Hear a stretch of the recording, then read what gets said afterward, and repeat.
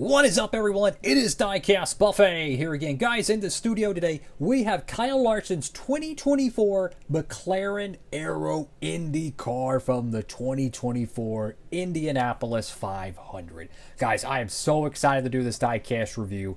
Let's go ahead and hop to it. All right, folks, right out of the good old diecast box, and check out this diecast. But one moment, I want to show something really cool about this box design. Look over there on the right side inside the box. There's a number 17. And then you have the logos inside of the box. And then you go over to the left side, it has the Indycar series logo. How cool is that? That literally looks like a 118 style box. Like those, what is it, like F1 cars or something you would see at the retail stores. That's what that looks like. Presentation inside the box. I would love to see NASCAR diecast do that. In the future. That is so clever. Inside of the box graphics is like that. That's a massive W from Greenlight. Kyle Larson's 2024 IndyCar stint is going to go down in motorsports history. Whether you're a NASCAR fan, an IndyCar fan, or both, it doesn't matter. It is one of the best moments in motorsports history. Anytime a driver does the double, it is a phenomenon in not just motorsports, but all of sports. I mean, the Larson double was the talk of motorsports for about a year to a year and a half. You know, it starts with the rumors. It starts with the, well, this ride's opening up. This sponsor's open up. Does this team owner, will he let him? Will he not? X, Y, and Z. The rumor mill starts. It dies down. It picks back up. And then it becomes official. And then the waiting game happens. And then it's the first practice and just the build up, the pageantry. Just watching something like that is so freaking cool because it really takes you back to like the old school racing days. It brings back that excitement that you used to see with a lot of the 2000s motorsports coverage, where you would have casuals tuning in to see the superstars race. And not that they don't do it nowadays, but obviously it's a different world, so many different forms of entertainment. But it just shows you when something special is happening in motorsports, it captivates the audience. And Larson's Indy 500 didn't go well. The rain showed up, postponed the race back some hours.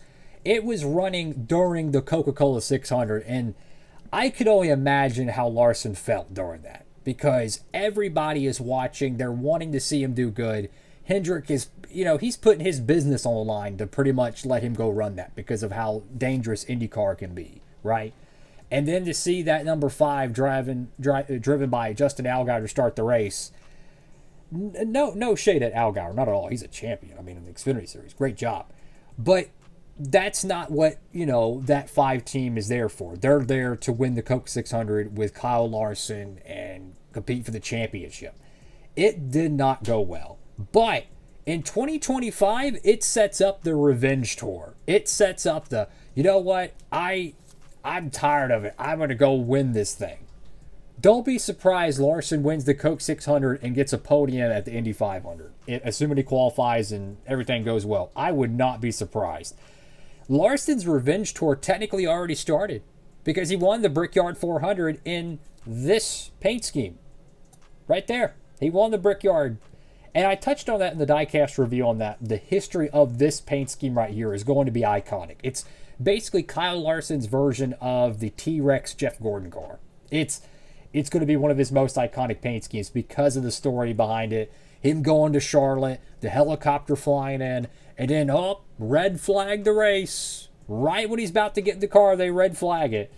I know I'm rambling, but I think it's important to tell the audience, that might be watching this years from now, what happened and it was such a wild moment in motorsports. So let's hop back to the diecast. I'm sorry for rambling, but it was crazy, guys. Got the number 17 right there, Valvoline. You got the Chevrolet Bowtie Mission Foods NTT IndyCar Series, Dallara. Got Aero McLaren logo, Hendrickcars.com all over the front windscreen, or front wing, I should say. The windscreen is technically called the Aero screen here in the IndyCar Series, and naturally it has the Chevrolet Bowtie right there. Got NTT IndyCar Series, Hendrickcars.com. Very cool stuff. I think that's Smart Stop something there, self-storage. Got H1100. Chevrolet, like that silver outlining to it. Firestone. Hendrickcars.com, as you guessed. Got the Chevrolet on the side. NTT IndyCar. series, NTT data, all kinds of cool stuff around this whole car. You got all kinds of cool stuff. What is it? Hendrickcars.com again. Surprise, surprise. I think the orange they call for this car is papaya, which is really, really nice. Got the Firestone Firehawk tires, and it even says Indy 500 on it. That is attention to detail. W green light. And notice that orange in the middle on like the rim. That is a special design that Arrow McLaren runs. Fantastic stuff. Here's the rear of the car. Very, very nice. These are rubber tires, if you're curious. Go to the top of the diecast. Got Hendrickcars.com. Believe it or not, this is a mixture of plastic and die-cast metal. So this bottom panel is all metal. This spoiler is actually a plastic. It's like a hard plastic. It's hard to describe, but it's like a composite plastic where it can actually break and stuff. So be careful with that. But it's a combination. Like the windscreen obviously is plastic. The front piece is I think metal. I think the front piece is metal, but I think the rear piece is it's like a composite plastic. Go to the right side of the diecast, you can see a very slight blue fade on the papaya orange or yellow, whatever the biff they call it. I think it's orange, unless I'm tripping. I think what they did with this car is they paint the blue, which I could imagine that's probably the best way to do it, considering, could you imagine trying to wrap a decal around all them curves on this diecast? That'd be insane.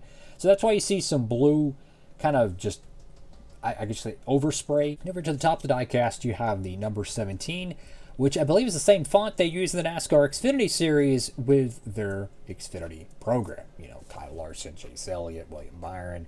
I think even Alex Bowman's ran it as well. So, what a fantastic car. It's a very, or I bumped the camera, I'm sorry guys. Very important moment in motorsports history, as the last time a driver did the double was 2014 with Kurt Busch. It was 10 years. Now 11 years as we're in 2025. So there was a massive build up to that moment. Kyle Larson, I think if he does qualify for the 2025 Indy 500, which I would be absolutely flabbergasted he doesn't. If he qualifies for the Indy 500, he's going to be on a revenge tour. He's going to want to go out there and put everything on the line, because apparently when he signed this deal to drive in 24, which I think the contract was inked in 23, it's a 2-year deal, right? And obviously had great promotion for both. Heck, I imagine Fox is probably going to want to push Larson to do the Indy 500 double for 2025, because that's going to be their first year having the Indianapolis 500. So it's going to be great for ratings. And I think Larson's going to be on a revenge tour. He's going to go out there and do everything he possibly can. He's going to know how much to push this race car.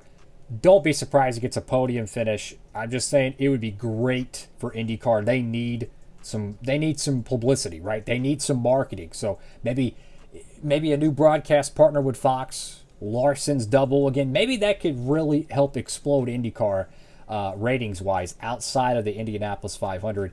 And then the Coke 600. He's already a Coke 600 champion. I imagine if they would have, never got rid of the oval in the fall and never had the Roval, he would probably win that race at least 2, maybe 3 times. He's fantastic at 1.5 mile racing. Larson is setting up to have a very good Memorial Day weekend, because I imagine he's going to be hungry to win that Coke 600 to shut all the haters up. Whether you love Larson or not, he's going to be a man on a mission, and I think everybody kind of wins, because you're going to be able to see a driver go crazy to win. And then he wins the Brickyard 400 last year, but it's just fascinating, the double. And this diecast set, I have no idea how many they're making of it, but it's such an important moment in NASCAR and IndyCar history. I don't know. I love it, man. As a motorsports fan, it's the best day of the year, because NASCAR and IndyCar, instead of them kind of competing against each other, they kind of work together. And I'll end the video on this. They made a rule change based on the 2024 double, where if you don't make a NASCAR race, so if you do try to do the double and you miss the Coca-Cola 600, guess what happens in the NASCAR Cup Series? You lose all of your stage points, all of your bonus points. You lose it all. So if Kyle Larson won 5 races in the spring of 2025, goes to do the double, let's just say, I don't know, it rains out in Indy, and he's stuck in Indy, he can't get out because of rain or something, and he misses the Coke 600, he loses 25 to 30 playoff points. And he has to start all over again. That's insanity. But that's the reality. So now there's even more risk involved from a team, a sponsor, and a driver doing the double. So it's even more brave, because if any issues arise in the logistics, it can destroy your season. It's fascinating. So that's all for now. Have a blessed one, everybody. Diecastbuffet. Make sure to pick up your copy today. Signing off.